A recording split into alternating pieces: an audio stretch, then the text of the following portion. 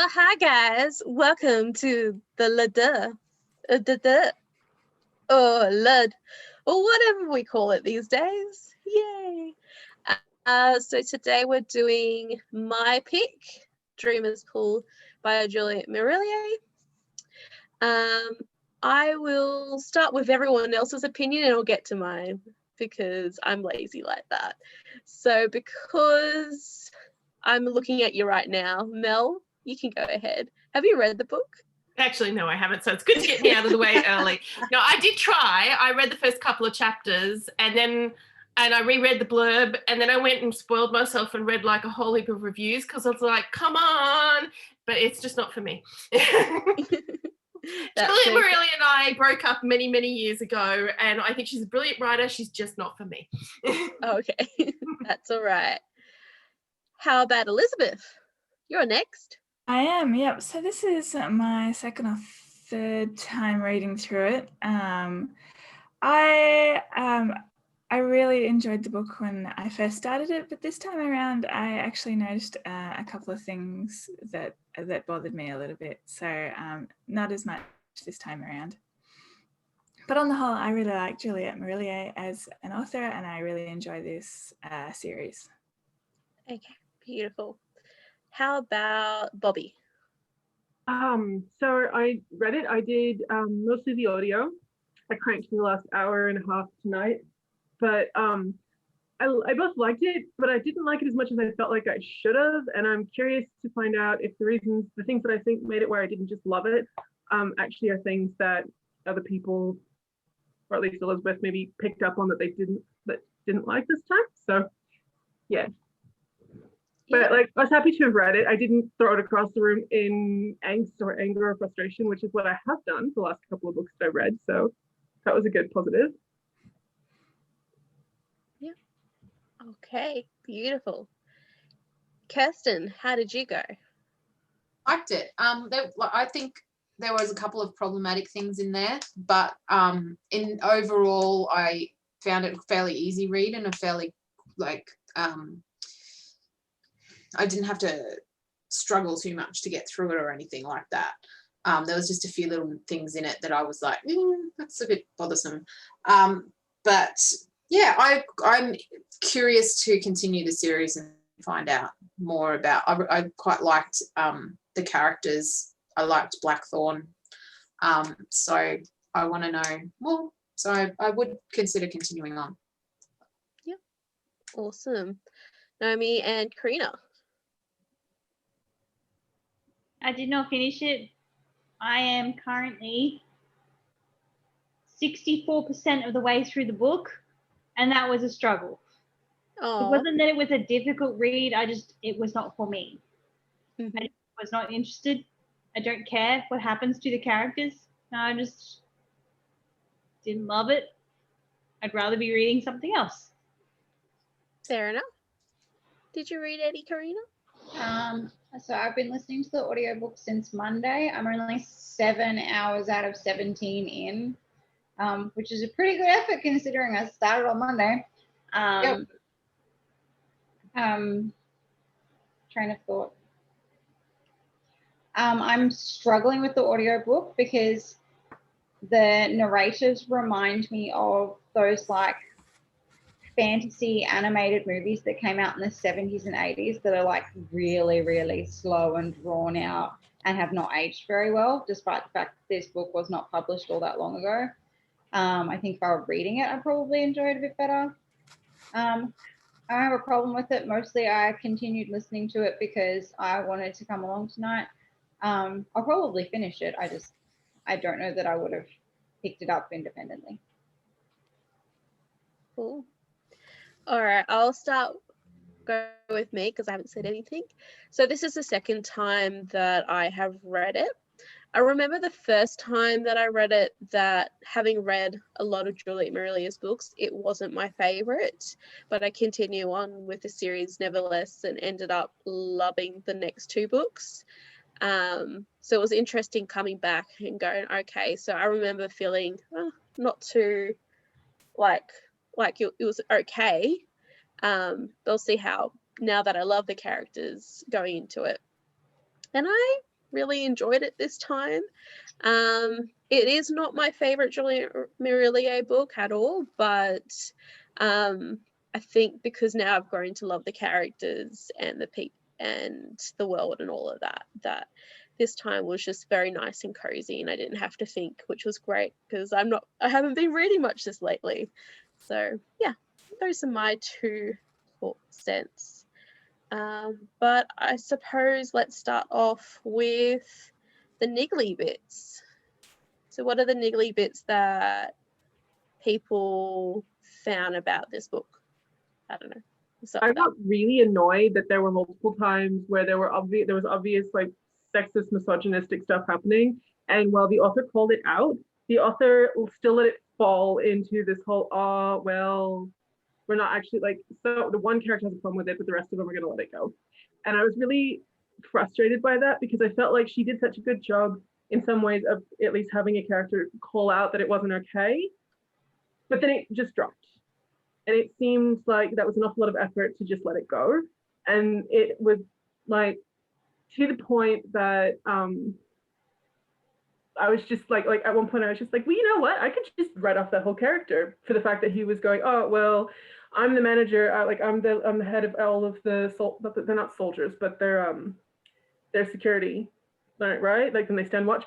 And Grimm was calling them out for the fact that they were talking really inappropriately about all the women, and he didn't like it. He took it to his line manager, if you will, and his line manager went, yeah, what's not okay? But you know what? You got super violent with them, so they'll just stop because you're there, which doesn't actually stop the problem. And I was like, but she spent all this time having this character talk about why it wasn't okay and put some pretty good words to why it wasn't okay, and the character pointed out, you should be stepping in and stopping them and talk and making sure they understand that it's not okay ongoing anywhere. It shouldn't just be with me. And they're like, oh yeah, whatever. And it happened a lot. And I was just like, that's frustrating. This is a fantastical world. Why are you going to do that? Why would you put that much effort in if you aren't going to make a change? That was just me. It's a sore point for me. Fantastical world, but not as well. Like, this is supposed to be like historical Ireland. So while there is the presence of magic, I kind of don't agree that it's a fantastical world, but I don't know. It is a bit. I understand what you're saying, definitely, Bobby, and there is a case to be made that different choices could have been made there for sure. You want to? No. Stop staring. Yeah, that annoyed me as well. Although I did but that was one of the things that made me really like Grimm's character. But I really liked him already by that point because that was so. And that was the thing because the prince, he annoyed me. Oh my god. And the whole concept, the thing that bothered me the most was like I don't know why they couldn't have just made the imposter chick, just had her be like the way she was in every other way, in that like she was disrespectful to people and all of that shit. But they made her be promiscuous, and then that was part of her being evil, and that shit me off because I was like, that was the big thing that got me this time around. Yeah, because I'm like, well, that just because she wants to have sex, that doesn't make her evil. All the other shit she did made her evil. But why did they have to be like, oh, but the other girl who was the actual girl was all really demure and blah, blah, blah. And yeah, anyway. See, I feel like she kind of made an effort to differentiate there because, like, Blackthorn says that it's not the sex or anything that really annoys her. It was the fact that she falsely accused him of rape, just pretty much. Yeah, one character. If you look at how the prince, exactly, and everyone else actually differentiates who Flittis is versus who which when it's Flittis and when it's Kira, I think it is Kira. Yeah. Is because they don't lust after her in the same way because she doesn't hold herself the same way, and Flittis is immediately like, oh my goodness, you can see my tits. So even though she has Blackthorn say that, it is not carried out by the way the rest of the story is treated. Yeah. And I'd argue that like for Blackthorn as a wise woman, that's kind of tropish for her to be all very feministic in a lot of ways compared to you know, like that's kind of like having a load-bearing lesbian. You have one character who's all, this isn't okay, or you have the two outsiders who say these things aren't okay, and everybody else and the rest of the story arc kind of carries along and perpetuates and says it's okay. Which is very frustrating to me. But and that's part of the reason I want to keep reading, because I feel like the whole Prince story is now done with, and we're going to get Blackthorn and Grimm dealing with some other issue, and the Prince story was the part that was annoying me the most. So I don't know. Liv, can you tell us, is the Prince in it a lot in the next ones, or not a lot, but he is still there. okay. He is one of the main characters, but I would say that each book focus on different mysteries. Yeah. And as you get a lot more Blackthorn and Grimm, especially in the last book, which I love. Actually, a bit more about the Prince comes out a bit more in the last book, but it like generally, like in the second and third, and for most of the third, he's kind of a bit more in the background. But you're still you're following his journey along to him like becoming a ruler. Right. Yeah, because a lot of my problem with this book is just that I don't care about the Prince. I don't care about why Philetus is the way, like, isn't the way that she seemed in her. Like, I just don't care. I don't care about the mystery. I already picked up that she was a changeling of some sort. Like, I didn't know how yet, but I was just like, yeah. I was like, she's either being replaced by someone else and everyone else is just faking him because they don't want the Prince to know that the girl is dead, or she's been like body swapped by some sort of magic in the Dreamerwood. And it's one of those two things, and I don't care which it is. Like, I guess the body swap part, but the other element to it that I didn't guess, I felt really dumb for not have getting until like really late. And I'm like, oh, of course it is, you idiot. Why didn't you realize this? But I was really slow at picking it up. I don't know. I know some of you haven't finished. I don't know whether I should spoil the last bit, but I was like, I don't think anyone who's finished is going to finish it necessarily, Kirsten. Sorry? I said I don't think anyone who hasn't finished it yet is going to finish it. I'll probably finish it, but I don't care about spoilers. Okay. So otherwise I wouldn't be here. So the thing I'm referring to, like, I worked out that it was probably the drowned girl was actually who was in the princess's body. The part I didn't figure out was that the princess was in the dog's body. That was the part I didn't get until I basically gave a really huge hint right near the end, and I was like, oh, that probably was hinted ages ago and I didn't get it. see, I just thought that the dog didn't like the body swap, because the dog was like, no, this isn't my owner, fuck you, fuck your face. Yeah, no, that's what I thought too, but the dog is the princess. That's what I thought until right now. I didn't pick up on exactly who was who until much closer to the end, Naomi, but like, so I was the same way. I was just like, no, obviously the dog's to tell that this is some sort of swapped out something or other. Yeah, like, that this is not his usual owner. It's either someone in the body of the princess, or it's the handmaiden, and everyone's just lying about it, and it's like she just looked close enough, so the painting was like, you know, like, that's why no one sort of said anything. Like, they just had someone that looked similar enough to her, because they did that in medieval times. They would have handmaidens that looked enough like. Dude, they did it in Star Wars. I was just gonna say that. But like, they've done that throughout history, had the handmaiden that looks enough like the person they are protecting, so that if someone comes to like threaten her, the handmaiden like can be the one that's taken, or the one that's killed or injured or whatever, as a protection to the actual royal or lady of the party or whatever. Yeah, but I knew straight away from the dog biting her that it wasn't actually her. Yes. But yeah. Because like all of like, there were so many like, my dog loves me and we go for long walks on the beach. And especially when the dog was nice to other people, it wasn't like the dog had just gone bad. Yeah, like the dog was fine with everyone else, just not with her.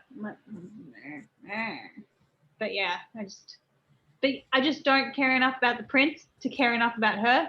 Like, I really love the story with Blackthorn and Grimm, and then like Grimm finding the girl at the Miller and like them going and saving her. Like, that was really interesting. then we went back to talking about Philidus, and I'm like, Yeah. Although I think that the story of the Ness, I think it was, the girl at the mill, yes. kind of also brings up what Bobby was saying about things just kind of being hand-waved, like it was all like the community has done wrong by this woman. And although we see like some restitution made by a few, like certain individuals, it's not by the community, and Yeah. there's nothing like done about that, or any kind of acknowledgement from the community that they've done, like that they really failed this woman. The part So- I did like about that was that she wasn't okay, like, later. She wasn't just like, oh, now I've been rescued and so now everything's better. Like, she, even right at the end when she went away with the sweetheart, that they were basically like, well, she might never recover from this, which I thought at least was realistic, that they were treating it as a serious thing and saying that, you know, she isn't just all I'm better glad just she because got to she go got with her sweetheart. Yeah. See? Now I want And to. he was nice. He was like, yes, I understand. Yeah, because Blackthorn like pulled him aside and was like, you understand what happened to her and that she might never be able to be intimate with you physically. And he's like, well, if that's the case, then that's fine. I mean, she was really grilling him, like she wasn't going easy. And he was really good. So yeah, I liked that. I liked that they didn't, because it happens a lot in fiction where they kind of go, oh, well, she's been rescued from this horrible situation and now she's okay. Yeah, And like so often in like fantasy and like historical based stories, the like woman is rescued from being held and tortured and raped and whatever they do, and she's fine. Like she gets rescued and she's like, oh, I love my rescuer. I'm happy forever and I'm gonna have all of your babies. Yeah, no. I'm sure Grimm is glad that that is not the case. You know what I mean? Like, so I know. stories like she just magically is over it, and she's like, oh, I'm gonna love you forever and we're going to be perfect and happy and I'm never going to have nightmares about it and never have any ongoing issues at all. It's like, no, that's not the way that works at all. yeah. Yeah. So So how did? sorry. I was Oh just yeah.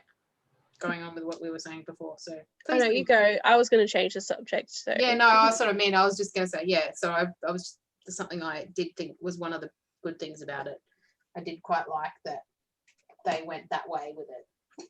But yeah, we already kind of said that. Sorry. Yeah. That's okay. How did everyone feel about Blackthorn's promise to the Fae, to Conmal?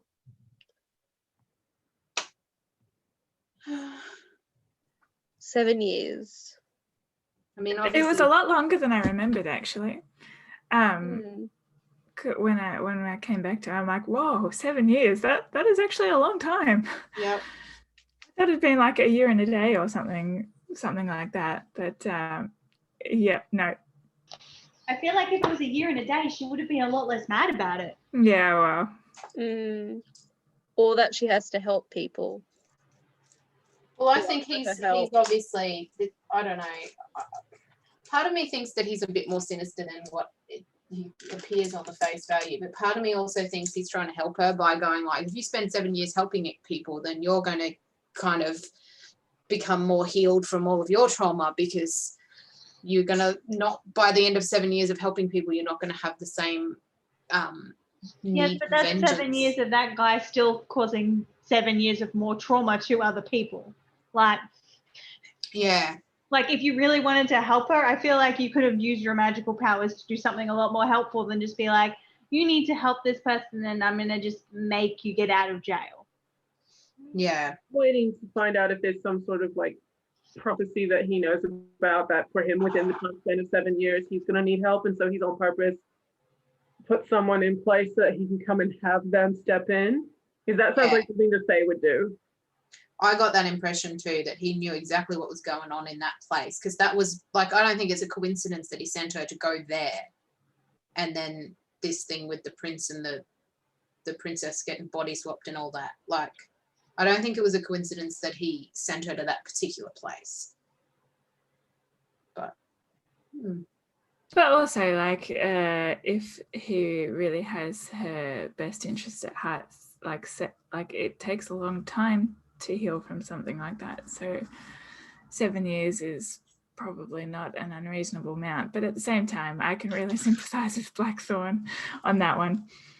yeah, Because I would be frustrated and angry and, Like, he obviously has quite a lot of power. Like, I feel like he could use his power to help people as a whole rather than just, you should go away for 7 years. Like, he's, from the sounds of it, starting a war with Valedius's parents' land, and, like, obviously just overall a fairly bad dude. And, like, so you're like, you helped this one woman get out of jail. You killed, what, 4 people in jail to help her get out? yeah, Didn't even make sure she got out of jail. You just sort of blew the building down and was like, yeah, no, you'll be fine. You'll definitely get out. It'll be fine. And then, like, what, didn't protect her enough to make sure her house didn't get burned down by some crazy dude? oh I yeah, thought you wanted her to live there, sir. I suppose she got closer to Flordeus and everything by being in the castle.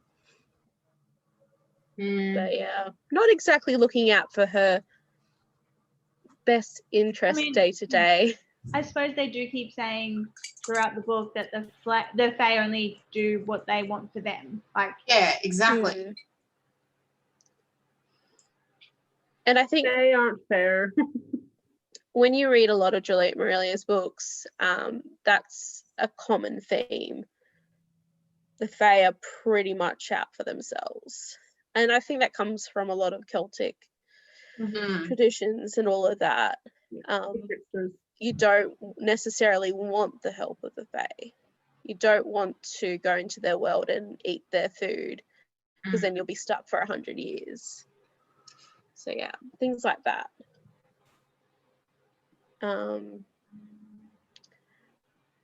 How did everyone feel about Blackthorn and Grimm together? Their friendship, sort of. I'm part of me wants them to be more than friends, and part of me is really glad to see them that they stayed only friends, and I can't really decide which one I prefer. Because I really liked like, I think there should be more platonic friendship between men and women in fiction. But there's also like this stupid part of me that's like, well, I don't like romance. So, yeah. Would it be funny if it was a Harry Met Sally situation? Yeah, see, I wouldn't, I don't think I would be disappointed in either way. Like, I think it could be well done if they just always stay friends, and I think it could be well done if it got turned into a romance, but it would depend on how it's written. But I'm really enjoying the fact that they're just friends. Like, I enjoy the way that their relationship works with one another. With them just being friends, like, and I like that they're both like, well, that mostly Blackthorn is like, I don't care what other people think about us living together. Like, yeah, I trust you to be in my space, and I don't care what anyone else thinks. Like, you don't need to protect my virtue. Like, we're living together because that's what I enjoy, but that's what's comfortable for us. So, the only people he needs to know that nothing untoward is happening is you and me. yeah. And I really like that sort of, in that surround of women are like, you can't be left alone with a man, even if you're like on the street, something untoward could happen, and like they live together. Having read the rest of the series, I'm not going to comment too much on this particular topic. Yes, I was wondering about that. But I agree that I like the platonic nature of it in this book, and I certainly wish that there were more like that. I think probably the only one that really springs to mind for me would be Archivist Wasp, by Naomi Connor Stace, I think it is, which has quite an excellent platonic relationship between a man and a woman, or like a woman and a ghost at its heart. So definitely recommend that if you're looking for more of that sort of thing. Yeah, I think it's definitely something that you don't see very much of in fiction, especially fantasy fiction. Yeah, like so often in fantasy fiction, even if they're just friends in like book 1, book 2, it's suddenly like, meow chicka wow wow. Well, I do think that might be where this is going, but Yeah, I wouldn't be surprised if that's where it's going, but I am enjoying them just being friends and not caring about what other people think about them being together, whether or not they create, and I hope that at least that sort of feeling, whether or not they get together or not, I hope that that's sort of like, I don't care if people know that we're together or that we're not, I don't care what people think about us living together, like we live in our household together and that's what it is. Like, and I hope that sort of feeling stays. yeah. Not that I want to continue the story, or maybe I will. get the impression that Graham was necessarily not already in love with Blackthorn. I get this impression that he's got this very big puppy love thing going on for her, because she was nice to him, and they bonded whenever they were in this hellhole together. So they trauma bonded basically, and he came out kind of just even the very beginning sounded like he was sort of infatuated with her, not necessarily in a gross way. He doesn't push it on her. He just sort of holds it himself, which I appreciate, but I don't know if I would go so far as to say it's completely platonic both directions. That's a good point, yeah. At least appreciated that their relationship was at least more complex than here. It's nothing until you guys have kissed, sort of thing. Definitely. Yeah. That I appreciated. Yeah, and it's not like she doesn't know that he's got a thing for her. Yeah. But they at least managed it like, you know, responsible adults. Just shocking. The thing is, they really trust each other, which is Yeah. good. Yeah. And I did also like what they had to say about like dignity, offering each other dignity, even though they have seen each other stripped of that, or because they've seen each other stripped of that. Yeah. I don't think, given the setting and the morality, the expectations of morality that were portrayed, that they would have gotten away with it if she wasn't the wise woman. Yeah, maybe. Yeah, we had a big match about the sexes. Right. Or at least a couple of us did. Have we gone over the like paternalistic nature of the druids yet? No. Because that came across pretty strongly to me. I think I glossed over that. I might fall asleep for that part. Daddy O'Sheen. Yeah, it's like, well, there's the wise women, but really when the wise women are stuck, there's the druids.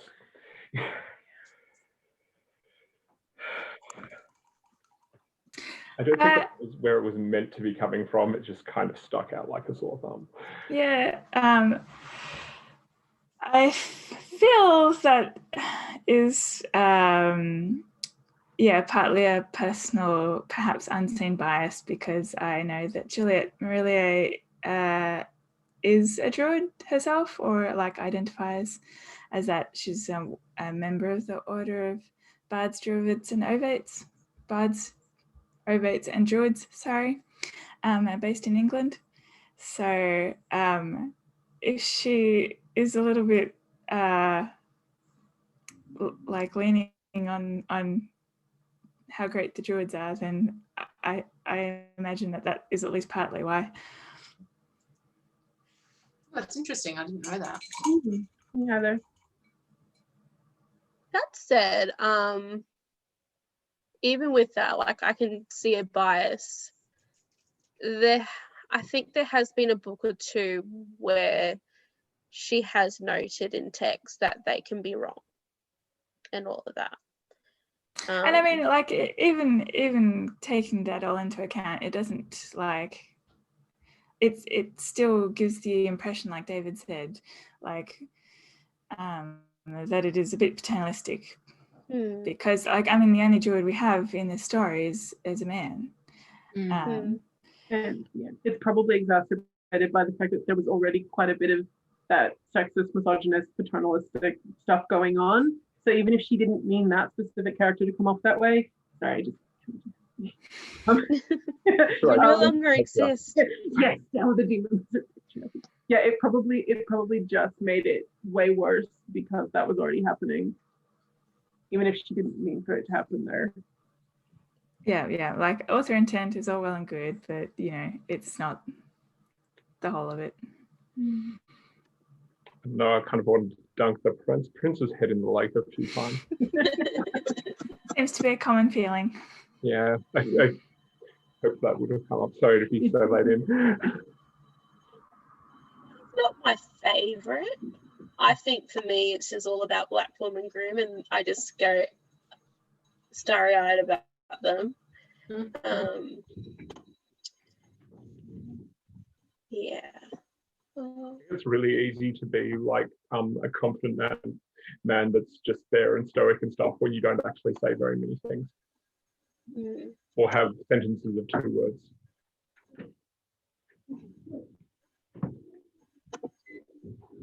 Quite like. But the differentiation between the voices came out well on the page, I thought. I'm not sure how it was on the audio. They use the audio Actors, different actors, but even the manner of speaking. So I actually listened to most of the audiobook and then read the last 50 pages, and it was really obvious that the way the audiobook was done was strongly coming from the manner of speech in the book. Of course, it's easy to say that when you've heard 2 different actors voice different parts with it. Was it only 2 different actors? Because like there were 3 perspectives. So there are 3. Okay. Yeah. I don't quite remember. I think I tuned out a lot of the prince. Like I picked up enough to know what was going on with him, but it's after a while, every time he would come and talk, he would say something that I was just like, yeah. So I did a lot of yup. Yep. Oh, okay, we're into Blackthorn again. I can actually read this because it was a lot of just skim. Okay, I'm a Blackthorn now. It's all right. But I admit that I would put down the book more when it came up to be the prince's perspective. Yeah, and I definitely skimmed a lot because this was one that I actually did a physical copy for rather than audio, and I normally am an audio listener, but I'm glad I did that because it's easier to skim. It's easier to go, I'm just going to kind of release, yeah, oh, yeah. Karina, do you want to share how I've taken notice of anything kind of important, but it's mostly just him in his own head rambling about how it's not her. I get it, it's not her. I get it that you're disappointed and it's not her.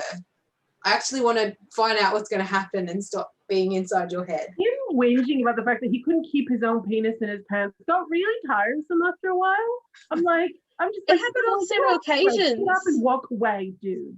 Like, stop bitching about the fact that someone's interested in you sexually. There, go get with me. Actually, later on in the book, when someone has is spoken to Grimm about having seen him and Flidais out and open, I just felt really gross about that. Yeah.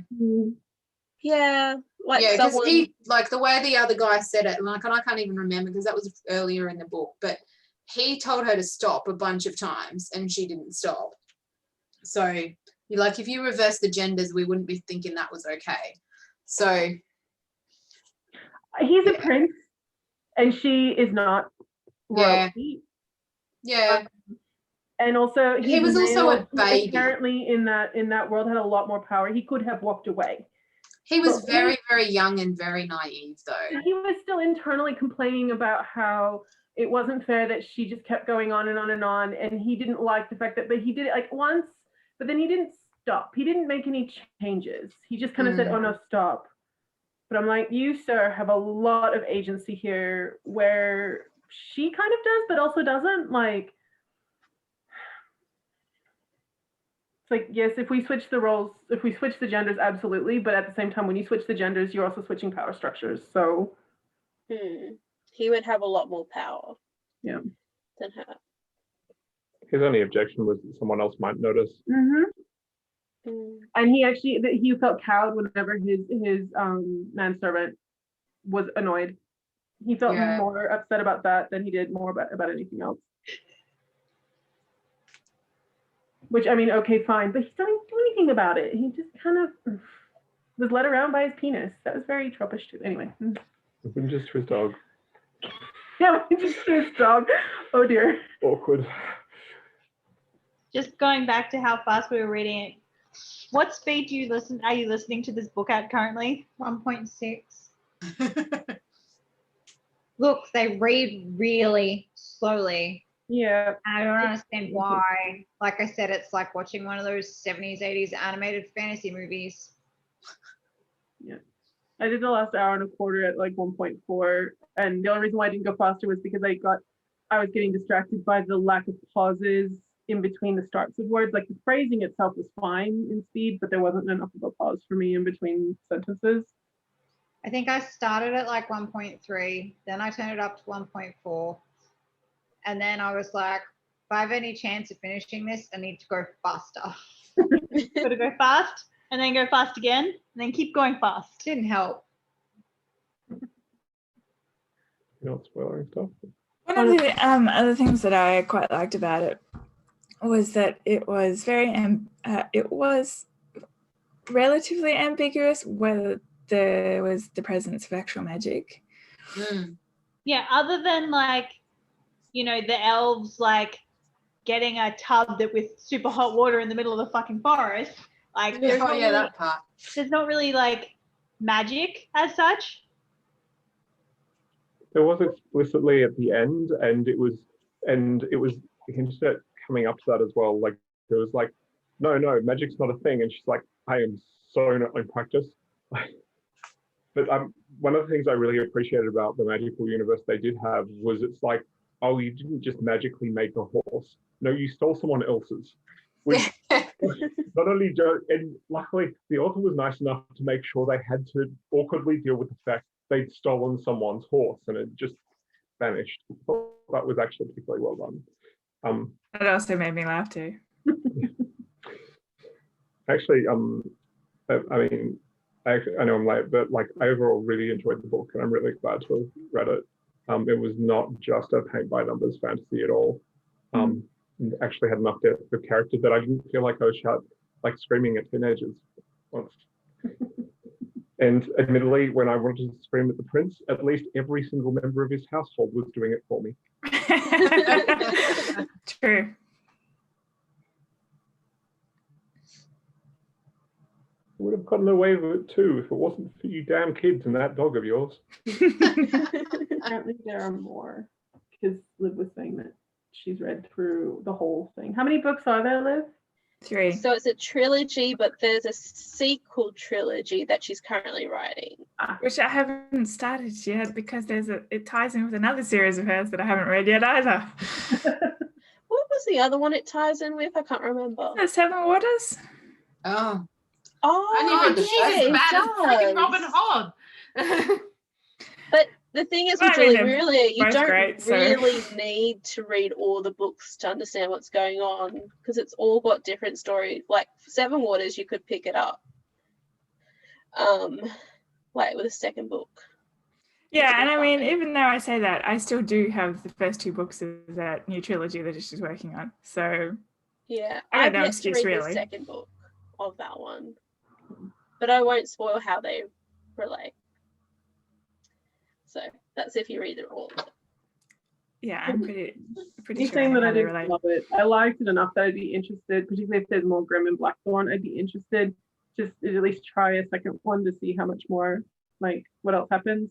And I know Mel and I've talked about this before, the more an author writes, often sometimes the more they grow and it's easier to kind of go with them in the newer stuff because you're all sort of coming from the same point in society. So. Yeah, I will say, I said it at the very start, but I remember not really enjoying, well, I thought this book was okay, but when I read the next two books, that's when I started to fall in love with the series and the characters and all of that. So, and the third one is my favorite of the trilogy. Interesting. Yeah. I think the second one, it took me ages to get into the third one, but as soon as I finished the third one, I went, oh my God, I love this. It's my favorite. So it's interesting. And this book has a lot of legwork to do to set up for the trilogy. And because it takes a while for us to actually get to the central mystery about the prince and his betrothed. So, because you've got to, set up the situation with Blackthorn and Grimm and then you've got to bust them out. They've got to get to the place. They've got to start to settle in, and you've got to kind of give the background situation of the prince, and then we kind of get into it. So, yeah, it takes a while. Yeah. And I mean, perhaps we could have cut back on some of the prince's whinging, but for the most part, it's a big book and it's, well, a reasonable sized book at least anyway. But there's a good reason for that. It ended really abruptly, but at least it was self-contained. There's a lot of character development, and even the way the character's trauma is and the way they deal with it is developed over time. For example, Blackthorn's slowly actually improving and healing, and then all of a sudden, smash, she's back to where she started. I think it was all really well developed, and so the way it was wrapped up all neatly in the last 30 seconds was actually, and it's and then they almost seem to live happily ever after. After that, that suicide attempt and stuff. It was all wow, okay, you just stopped because everything else you managed to take the time to actually draw out and explain and stuff. And then it just stopped. It's almost is it Neil Stephenson? Or it always feels like the publisher has literally ripped the manuscript from his hand. Stay tuned for more. Yes, we've already said we'll pay you for the next one. Give us this one. Okay, well, done with the first. As a random piece of trivia, this series was actually meant to be much longer, but Juliet Marillier couldn't convince the publishers to take on more than just the trilogy.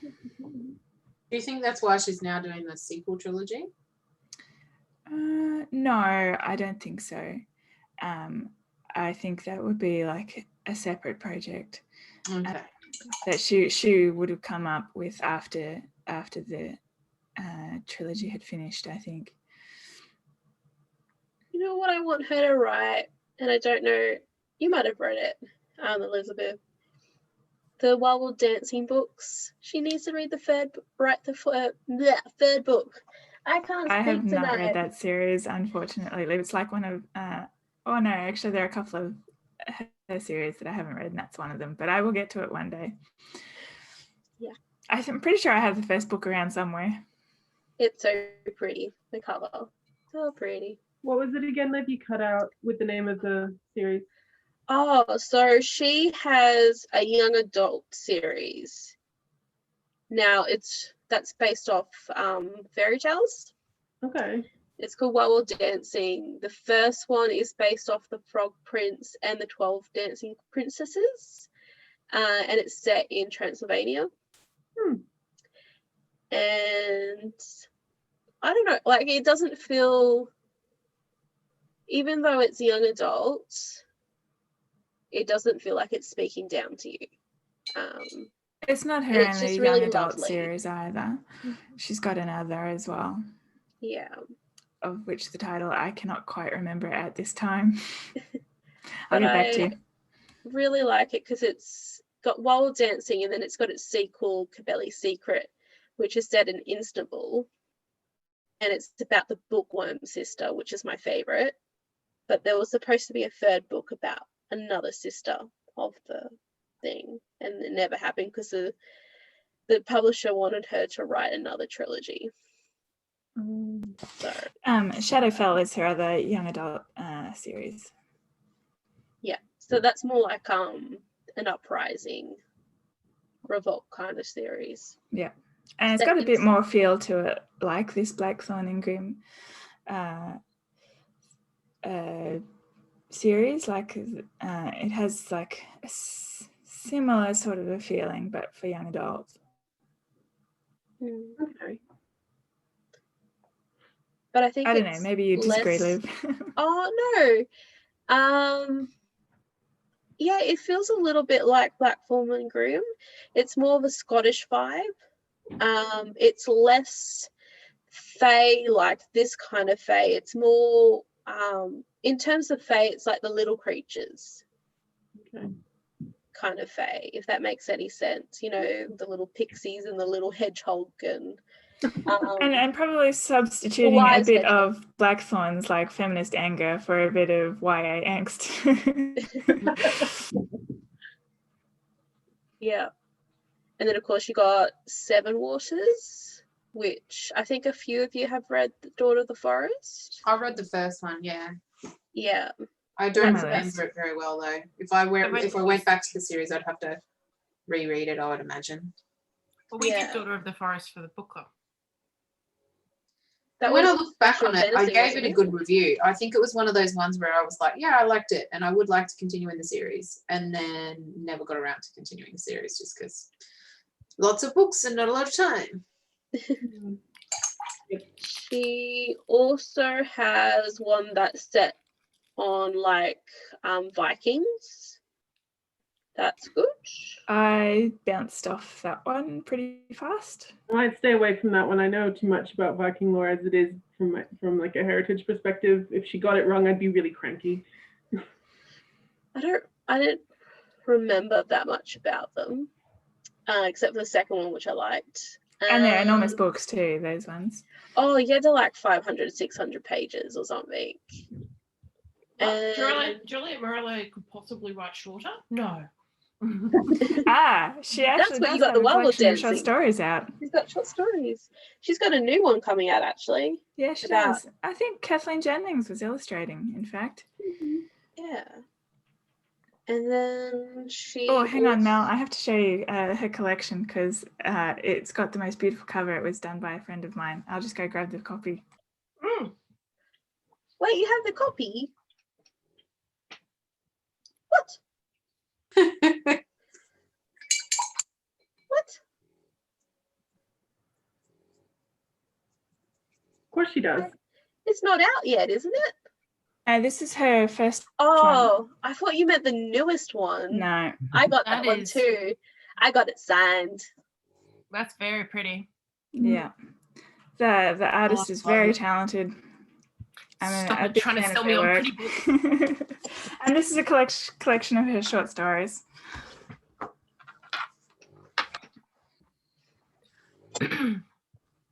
Not all of which are fantasy either. There's a couple of contemporary. And Shock. it's like, so it covers a bit of a range. Most of them are, like, don't get me wrong, most of them are fantasy, but not all of them. I mean, you can have contemporary fantasy. You can, that is true. Although not most- generally her strong suit. No, and field of interest, most I people should call say. that like urban fantasy or something anyway. So, G wants to come in if we're not going to be talking spoilers anymore, guys. Are we done with the discussion of the book? Yeah. I'm ready to go. I feel like we're Think of basically anything done, else?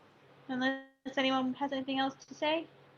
I'm just gonna show you a picture Wait a minute, of wait. her new book. It looks so pretty.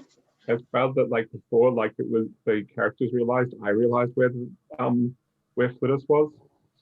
You know, it wasn't my first guess, but and it was only about half an hour beforehand. But hey, I think it helped. Yay!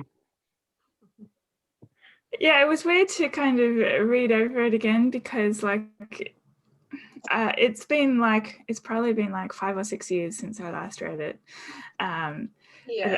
I remember all that happened, and I thought that it was kind of obvious when I was looking at it. So I don't remember what my reaction was when I first read it, like how much I picked up and that sort of thing. But yeah, like reading back through it, you can see how it's been clearly set up. Yeah, I felt dumb when I realised that I hadn't guessed the dog thing. So I don't think it was that it wasn't foreshadowed well. I think it was that I just was not paying much attention or something. Well, no, I think Why she did had I like not get this? I think she had a good cover story for it, if you know what I mean. Yeah. Rena Like- said she also didn't guess, so don't feel bad, Kirsten. I don't think I got it that she was the dog when I first started. When I first read it many years ago. I remember hadn't feeling Guessed surprised that about she it. was the dog. I knew that the girl wasn't the girl, or the Yeah. Claudius wasn't the lady anymore. Did they Yeah. try to conceal that? I don't feel like they tried to conceal that.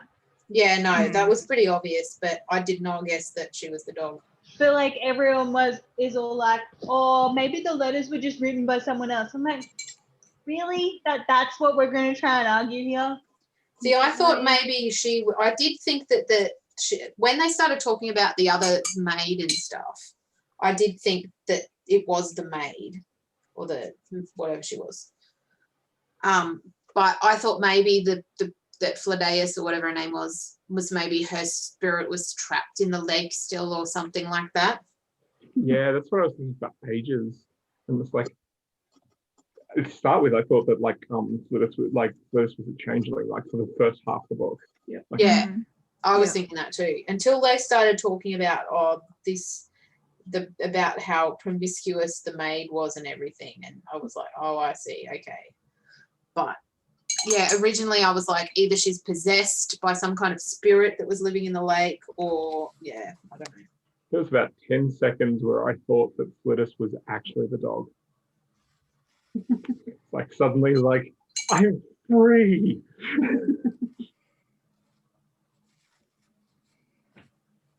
Anyhow, that's mostly what I had to say, apart from thank you for suggesting it. Yeah, Okay. It was good to I don't know that I revisit. would have picked it up otherwise. So And I noticed afterwards that it won like a tin duck and like an Aurealis award, and it's like, now I just miss SponCon. Well, she lives in WA, yeah, so she routinely gets nominated for tin ducks.